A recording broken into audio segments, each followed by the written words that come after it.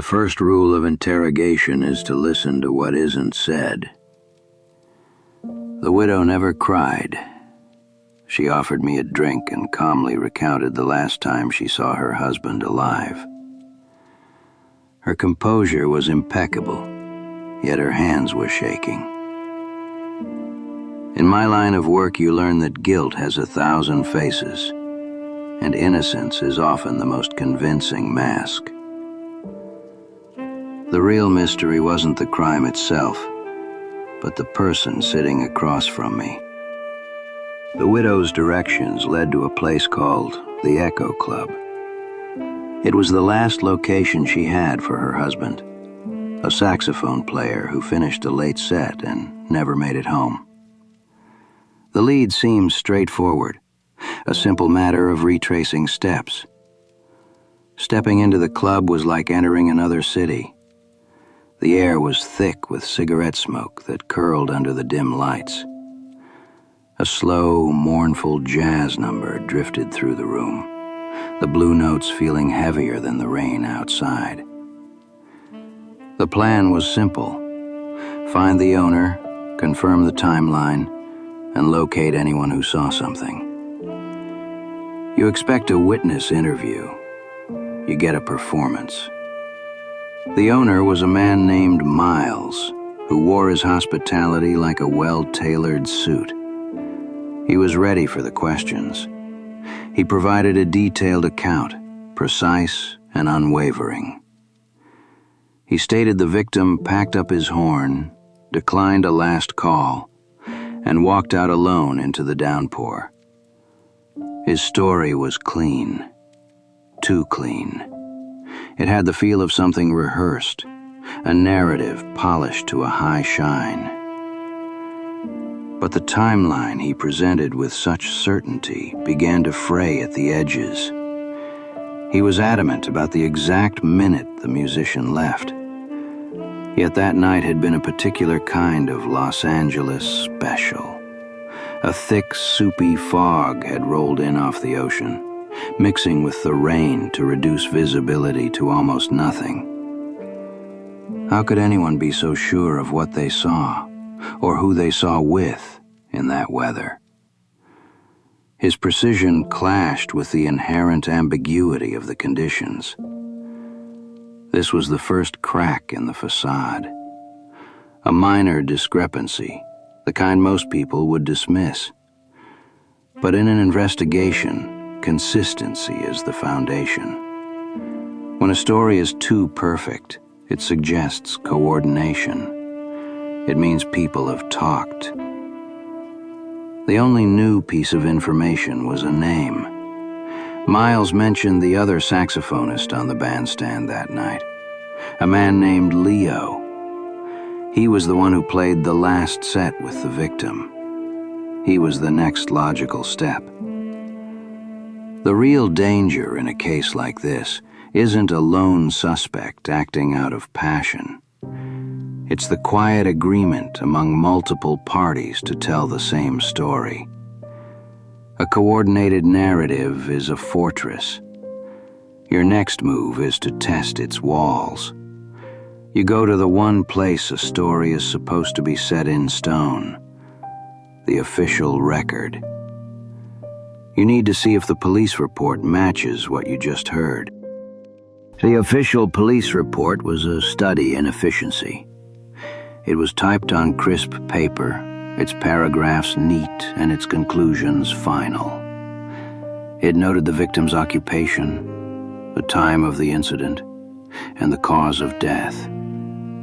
The statement from the club owner, Miles, was included verbatim, cementing the narrative that the saxophonist left the Echo alone and fell victim to a random street robbery.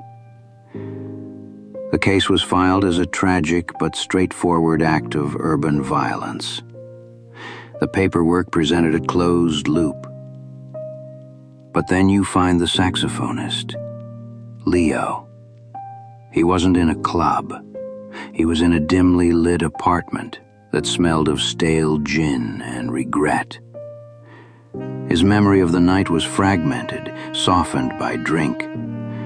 But one detail cut through the haze with startling clarity. He recalled an argument. Not a loud public scene, but a tense, hushed exchange near the stage door after the last set. He described the other man as well-dressed, polished, the kind of man who looked out of place in a back alley. The victim and this man had words. Leo couldn't hear the specifics, only the sharp tone. Then they both left, the victim following the well-dressed man out into the fog. Now you have two accounts. One is clean, official, and conclusive. The other is messy, unofficial, and contradicts the first on a fundamental point. The victim did not leave alone. The critical question is not which man is lying. The critical question is why one story was granted the authority of the official record, while the other was ignored, left to drown in a bottle. The discrepancy isn't just a hole in the story. It's a footprint. Someone walked through the facts and rearranged them. This is the moment the investigation pivots. The focus shifts from the act itself to the machinery that springs to life after the act. You are no longer just asking who killed the saxophonist. You are asking why the system designed to find that answer is working to conceal it. The crime becomes secondary to the cover-up. You realize you are not investigating a single individual, but the integrity of the institution that is supposed to deliver justice. The evidence that truly breaks a case open is often not about the crime, but about the deliberate effort to misdirect the inquiry. This kind of contradiction forces you to look upward. You stop looking for a suspect in the shadows and start looking at who controls the light.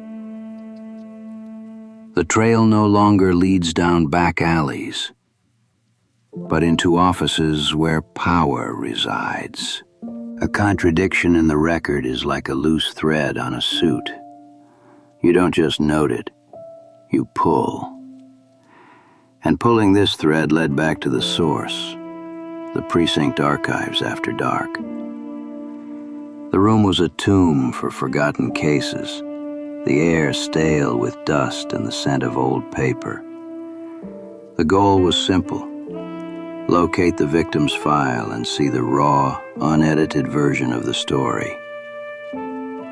The filing system was a labyrinth of cardboard boxes, each labeled with a year and a case type. You start where the file should be, in the open homicide investigations. It isn't there. You check the misfiled boxes, the administrative errors. Nothing. Then you find it. But its location is a statement in itself.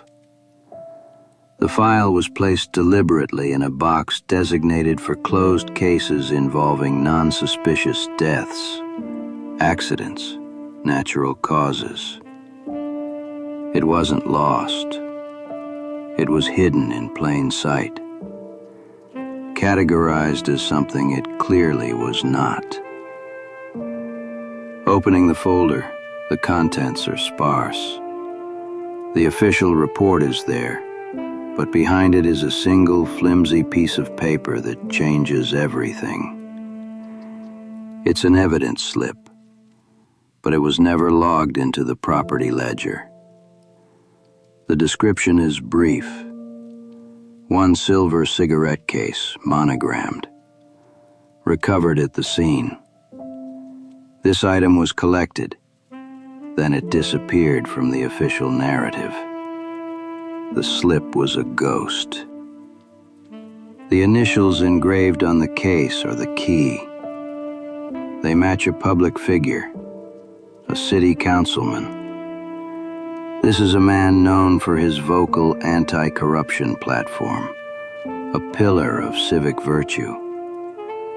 He is also, according to club gossip, a frequent visitor to the Echo. The cigarette case is not a weapon. It is a token. It places a person of significant power at the scene of a crime that his public persona would demand be solved. Its absence from the record is more telling than its presence would have been. Holding that slip of paper, the theoretical danger of the case becomes physical. This is no longer about a random act of violence or a lone killer. This is proof of a connection, a deliberate decision to conceal that connection. You are no longer just an investigator following leads. You are someone who has found a secret, someone powerful enough to manipulate police evidence, wanted to keep. The blurred line between justice and corruption is no longer an abstract idea you debate. It is a wall, and you have just walked face first into it. The nature of the investigation shifts from finding a culprit to understanding that you have now become a problem for the very system you operate within. The confrontation with the councilman was not a showdown in a dark alley. It was a meeting in a well-appointed city hall office, all polished wood and quiet efficiency. The man behind the desk was exactly as his public image suggested, composed, articulate, and reasonable.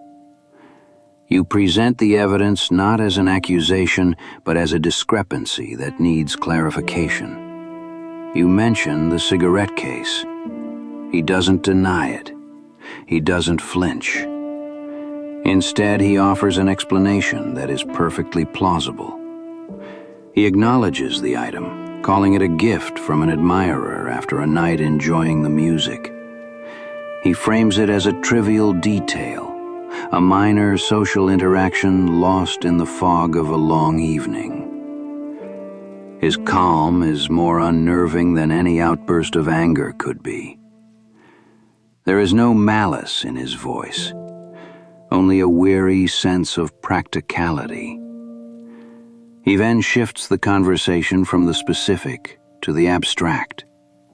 He speaks about the city's stability, the importance of public confidence, the greater good that depends on a functioning system.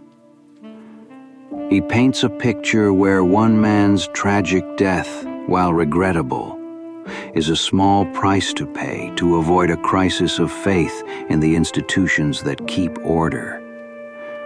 The corruption here is not born of greed or hatred, but of a cold, systemic calculus. It is the belief that some people are simply expendable for the sake of a larger, more important narrative.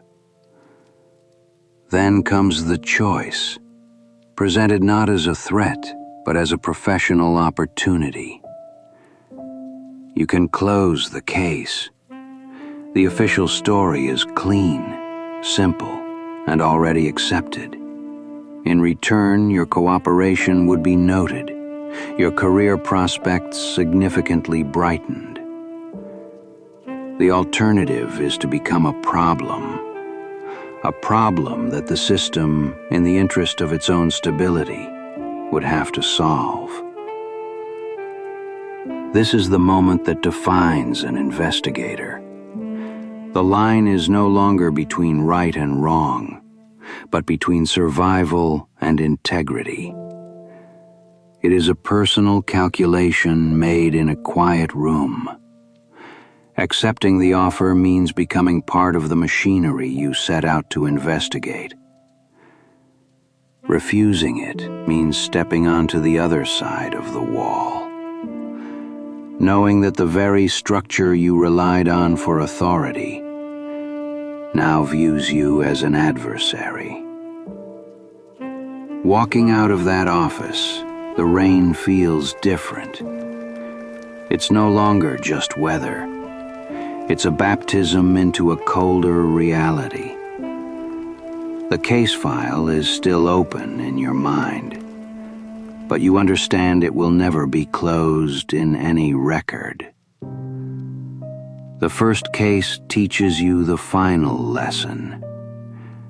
Some truths are not puzzles to be solved, but burdens to be carried. The case was never officially closed. It was shelved, a file moved to a different cabinet. Victor Halloway learned that some truths are not meant to be solved, only survived. The investigation leaves you with a different kind of evidence, the weight of what you now know. The real mystery becomes how you live with the shadows once you've seen them clearly. When does a simple piece of evidence cross the line from being a clue to becoming a direct threat? That is the calculation every investigator must make. Subscribe for the next case file, where the shadows only get deeper. Subscribe.